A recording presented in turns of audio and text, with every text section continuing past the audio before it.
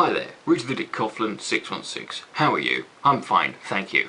One of the many criticisms I receive when I criticise other people who criticise religion is, aren't you an atheist? Surely you believe this is bullshit anyway. Why are you helping the enemy? Which I feel is the wrong question. The question you should be asking is, why are the people I am criticising helping the enemy?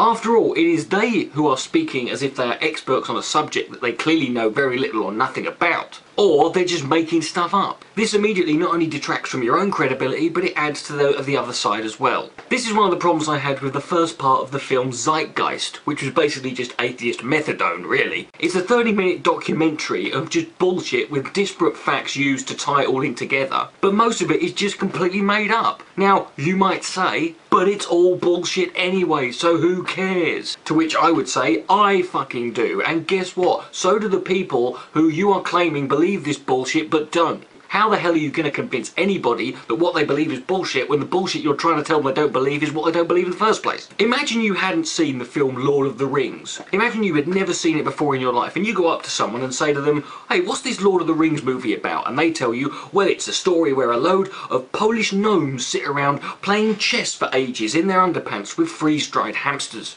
Now this would be completely wrong. It would be an awesome movie, of course, but it would be completely wrong. And it shouldn't matter that Lord of the Rings is made up bullshit anyway, and the thing you've just made up is made up bullshit, therefore it doesn't matter. The fact is you have greatly misrepresented Lord of the Rings. So now in the future, whenever that person you've just told that to is asked by somebody, hey, have you seen Lord of the Rings? They go, no, why would I want to see a load of Polish gnomes playing chess with a load of hamsters? They're going to look at them as if their flies are undone and their willies hanging out. A more familiar example of this would be when a creationist goes up to an atheist and goes, hey, you just believe we all came from monkeys. Which of course isn't necessarily true. And as a result of it not being true, it's completely useless and is totally futile in trying to argue against that point.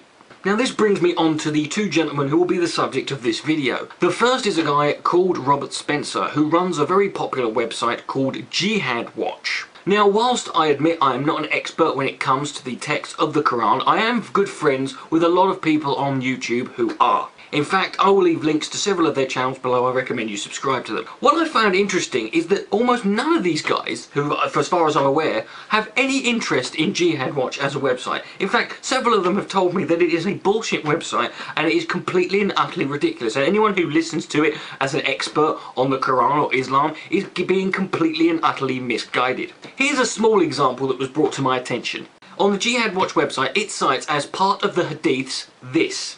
Now what's wrong with that? The fact is, nothing of that name exists in the hadiths. It should actually be this. Now I know this might seem a tad nitpicky and me just going over something that's a little bit trivial, but if I set up a website called Bible Watch and claim to be this big expert on all the biblical texts and all of the Gospels and all of the Old and New Testament, I don't think it's too much for you to ask, and you're not being too demanding by asking me that I should at least get the text and the verses right. It's no good to me telling you to look up chapter 1 verse 3 of Deuteronomy, or go and look at the writings of Matthew, Mark, Luke, John, Paul, George or Ringo. But ultimately, none of this really matters, because Robert Spencer doesn't need to be an expert on Islam, because the people he's appealing to, he's not appealing to their sense of intellect, he's appealing to their sense of fear. And he has a much simpler agenda to push. Recently, Robert Spencer appeared on a TV show called The 700 Club, which is hosted by Pat Robertson. Here is what Spencer had to say. Well, I tell you, I think the unpleasant truth about it is that the media being hard left is essentially anti-American. And so anything that's American, that's Western, that's Christian, that's Judeo-Christian, they hate. And so they see Islam and it's non-Western and non-Christian and they love it.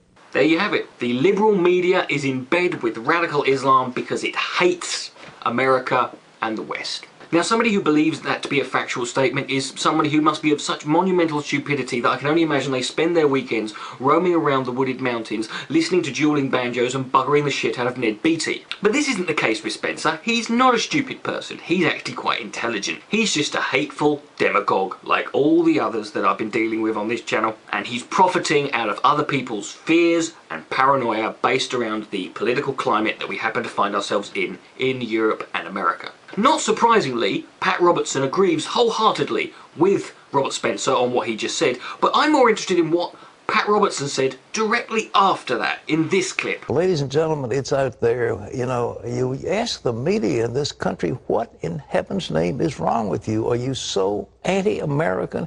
Are you so opposed to this great nation and the freedoms you have that you want to embrace something out of the 8th century BC? Now, just in case you missed that, or if you got it and you want to make sure you didn't mishear anything, I'll play that again. That you want to embrace something out of the 8th century BC? Yes, Pat Robertson just stated that Islam started in the 8th century BC. Pat Robertson thinks Islam began 800 years before Christ.